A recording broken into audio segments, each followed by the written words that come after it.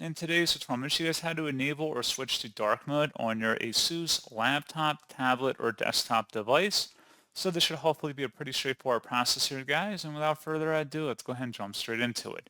So what I have to do is open up the search menu and search for settings. Best result should come back with settings. Go ahead and open that up. On the left panel, select where it says personalization. And then on the right side, you want to scroll down and select colors. Where it says choose your mode, click the drop down and select where it says dark, and that's what you have to do.